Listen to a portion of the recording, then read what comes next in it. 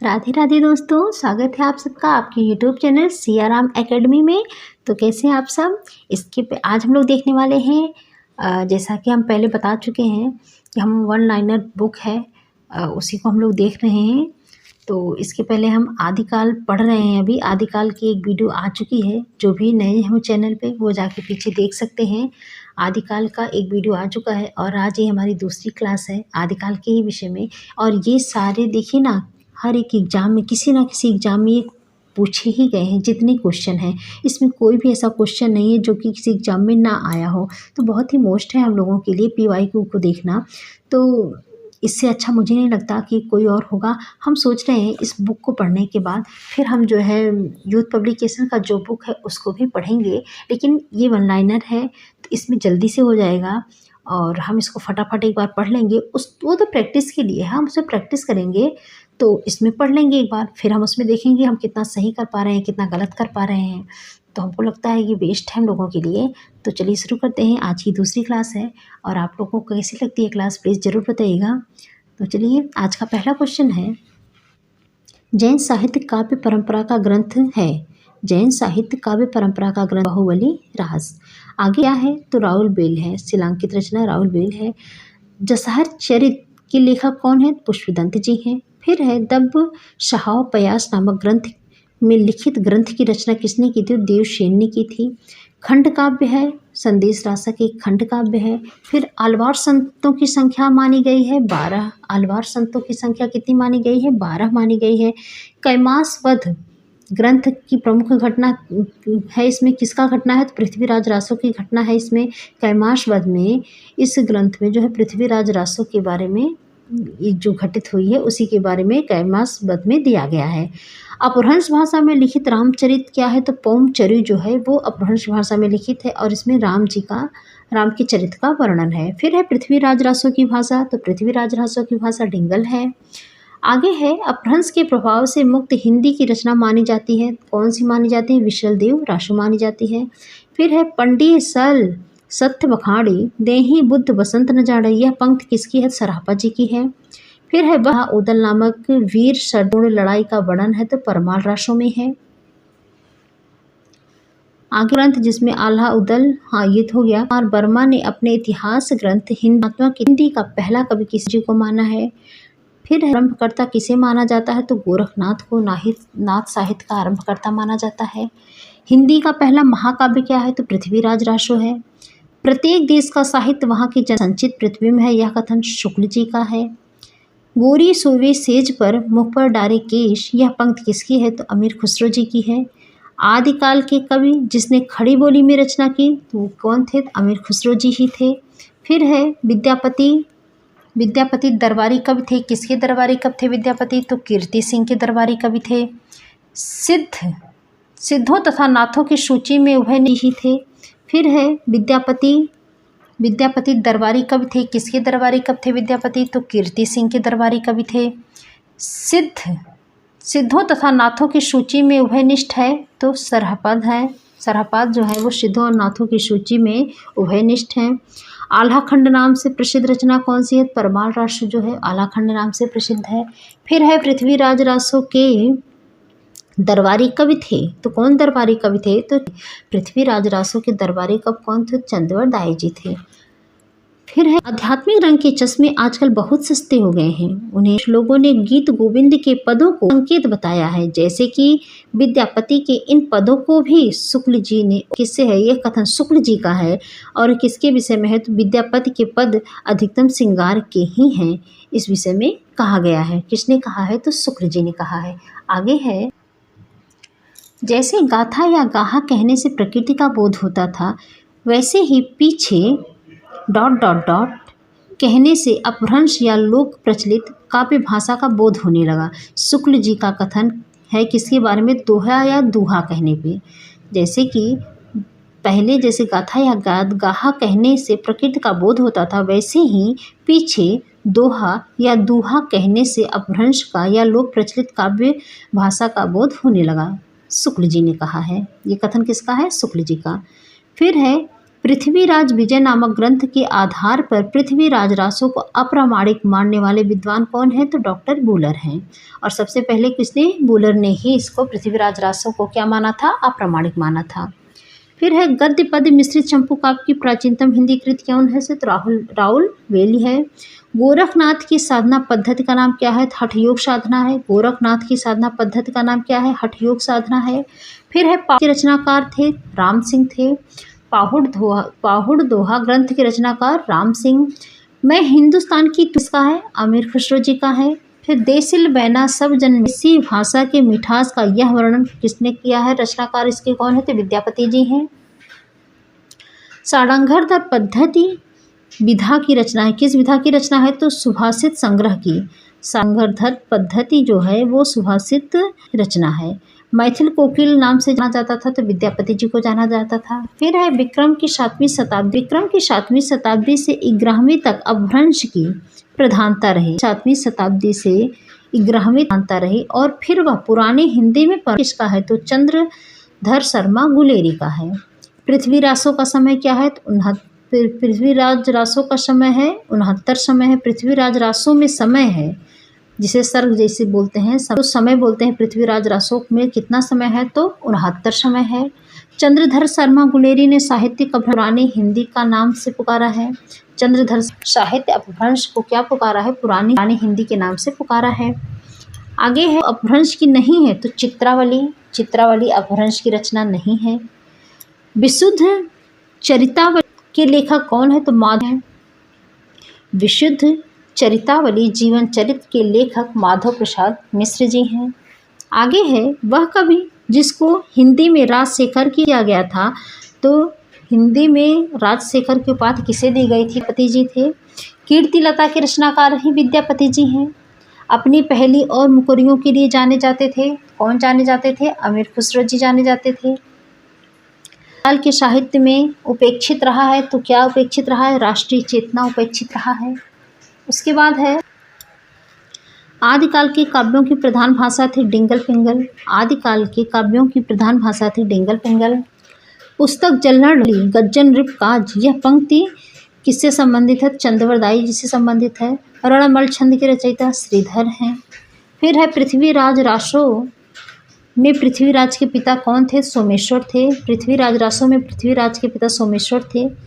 फिर है प्राकृताभास हिंदी से आशय है अपभ्रंश से। बातल की कथा रचित है। बातल की कथा जटमल द्वारा रचित है। नाथों की संख्या 9 है। सिद्धों में सबसे पुराने थे सरहपा। खुमार रासों के रचयिता हैं दलपति विजय। कीर्तिलता पदावली और कीर्ति पताका पदावली और कीर्तिलता में विशलदेव नरपतिलाल। फिर है विद्यापति आश्रित कवि थे। किसके आश्रित कवि थे? किसके प्रति? संयोगता के प्रति। पृथ्वीराज संयोगता के प्रति। फिर है नाथ संप्रदाय में हठ योग का अर्थ है, क्या अर्थ है? तो हा का अर्थ है सूर्य और ठा का अर्थ है चंद्र, दोनों का योग है हठ। हठ योग इसी को कहा जाता है, हठ योग। सिद्ध साहित्य से संबंध नहीं है तो किसका संबंध का संबंध सिद्ध साहित्य से नहीं है। राउल बेली किस तरह की रचना है? तो गद्य पद्य मिश्रित चंपू काव्य है राउल बेली। आगे है हिंदी के इतिहासकार जिनके मतानुसार शालिभद्र सूरि हिंदी के प्रथम कवि हैं, तो कौन है वो? गणपत चंद्रगुप्त जी ने माना है शालिभद्र सूरि को हिंदी के प्रथम कवि। हिंदी के प्रथम कवि हैं गणपत चंद्रगुप्त के अनुसार। हिंदी के प्रथम कवि कौन है? तो शालिभद्र सूरि जी हैं। फिर है प्रकृति की अंतिम अभ्रंश अवस्था से ही हिंदी माना जाता है। उन दिनों जैसे गाथा या प्रकृति का बोध होता था वैसे ही दोहा या दूहा कहने से अपभ्रंश या प्रकृति प्रजा का पद्य भाषा कहा जाता है। अंतिम अपभ्रंश अवस्था से ही भाव माना जाता है। उन दिनों जैसे गाथा कहने से प्रकृति का बोध होता था वैसे ही दोहा या दूहा कहने से अपभ्रंश या प्रकृति या प्रचलित काव्य भाषा का पद्य समझा जाता है। यह कथन किसका है? तो ये कथन शुक्ल जी का है। आदिकाल से संबंधित कवि हैं, संबंधित है तो अमीर खुसरो, विद्यापति और हेमचंद्र जी, ये आदिकाल से संबंधित हैं।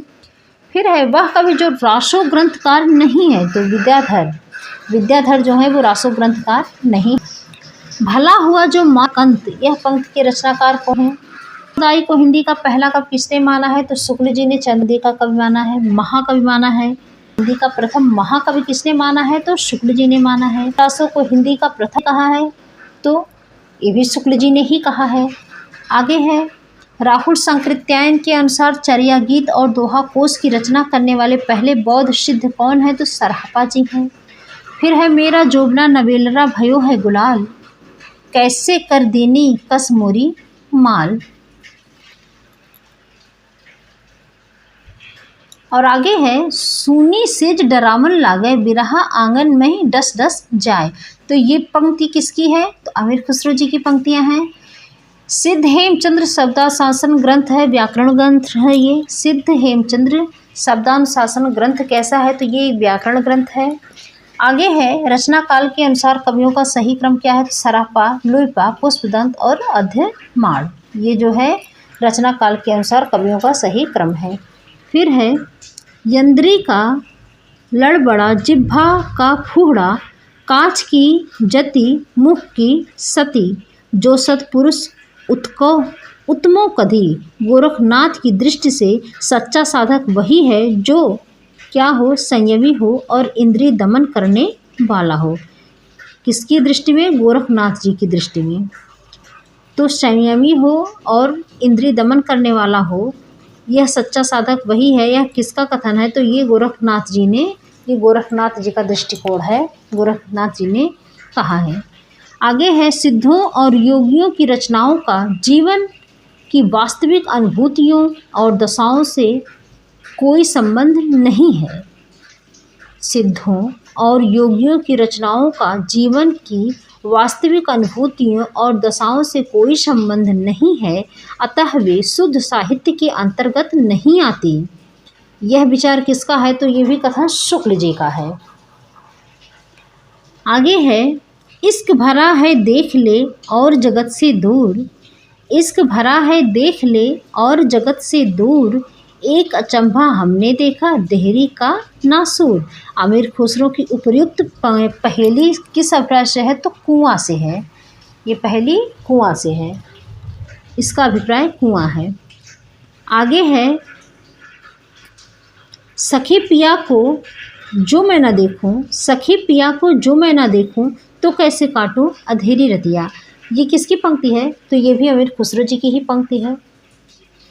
आगे कथन है, अपभ्रंश के जो नमूने हमें पद्यों में मिलते हैं वे उस काव्य भाषा के हैं जो पुरानेपन के कारण बोलने की भाषा से कुछ अलग बहुत दिनों तक आदिकाल के अंत या इसके कुछ पीछे तक पोथियों में चलती रही है।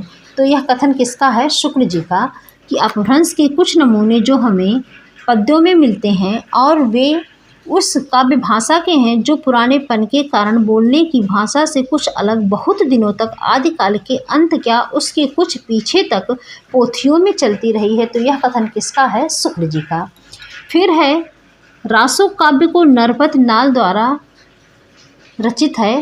रासो काव्य जो नरपति नाल द्वारा रचित है तो कौन सा है? विशल देव रासो है। नाथ साहित्य की विशेषता नहीं है। नाथ साहित्य की विशेषता क्या नहीं है? तो रामायण तथा महाभारत से संबंधित कथाओं का साहित्य में समावेश। रामायण और महाभारत से संबंधित कथाओं का साहित्य में समावेश नाथ साहित्य की विशेषता नहीं है। आगे है, पीछे लगा जाए था लोक वेद के साथ, आग थे सतगुरु मित्या दीपक दिया हाथी। यह पंक्ति कबीर कहना चाहते हैं तो किसमें? लोक और वेद का अनुसरण करने के कारण मैं परम तत्व से दूर था, पहला। दूसरा क्या हो गया कि सतगुरु के, दूसरी पंक्ति का है, सतगुरु के ज्ञान रूप में परम तत्व का साक्षात्कार किया। तो ये किसकी पंक्ति है? कबीर जी। और इसका पहला क्या है? ये क्या कहना चाहते हैं कि लोक और वेद का अनुसरण करने के कारण मैं परम तत्व से दूर था। दूसरा है कि सतगुरु के कारण, सतगुरु के अज्ञान रूपी प्रकाश में मैंने परम तत्व का साक्षात्कार किया। तो ये किसका कहना है? तो ये क्या कहना चाहते हैं? कौन कहना चाहता है इसको? तो ये कबीरदास जी कहना चाहते हैं। और ये यूजीसी नेट का है, जो यूजीसी नेट में पूछा गया था 19 में ये सवाल आया हुआ था। आगे है, सहज्ञान के प्रवर्तक कौन है? तो सरहपा जी हैं। संदेश शासक के रचयिता अब्दुल रहमान जी हैं। विद्यापति की वह रचना जो अभी तक संपादित होकर प्रकाशित नहीं हुई तो कीर्ति पताका है, जो अभी तक जो है संपादित होकर प्रकाशित नहीं हुई है। फिर है आत्मबोध रचना किसकी है, तो गोरखनाथ जी की है। आत्मबोध रचना किसकी है, गोरखनाथ की है। उसके बाद है माधव हम परिणाम निराशा, यह काव्य पंक्ति किसकी है, तो विद्यापति जी की है। बौद्ध ज्ञान व दोहा का संपादन किसने किया, तो हरप्रसाद शास्त्री जी ने। सिद्ध साहित्य द्वारा प्रयुक्त भाषा को क्या कहा जाता है, तो सिद्ध साहित्य द्वारा प्रयुक्त भाषा को संध्या भाषा कहा जाता है। काव्य जिसका मूल वर्ण विषय वीर रस न होकर श्रृंगार रस है, तो वो कौन सा है, विशल देवरासो। विशल देवरासो का जो काव्य है उसका मूल वर्ण विषय श्रृंगार। फिर है आल्हा खंड का दूसरा नाम क्या है, तो आल्हा खंड है परमाल रासो है। आल्हा खंड का दूसरा नाम परमाल रासो है। तो ये थी आज जो है आज की वीडियो, जो कि हम लोग पढ़ रहे थे आदिकाल से, और ये दूसरी वीडियो है। इसकी एक वीडियो पहले अपलोड हो चुकी है। जो भी चैनल पे नए हो वो प्लीज़ चैनल को सब्सक्राइब कर लीजिए, लाइक कीजिए, और आपको हमारी वीडियो कैसी लगती है प्लीज़ कमेंट करके ज़रूर बताइए। और इसका एक भाग और आएगा, 3 भाग में हम इसको कंप्लीट कर लेंगे। एक हो चुका है, दूसरा ये है, आप पीछे जाके देख सकते हैं। उसके बाद एक भाग और आएगा, तो कल हम इसे समाप्त कर लेंगे। फिर हम चलेंगे भक्ति काल में। तो इसी तरह हम धीरे धीरे करके पूरा कंप्लीट कर लेंगे। तो मिलते हैं नेक्स्ट वीडियो में, तब तक के लिए bye bye and Radhe Radhe आप सभी को।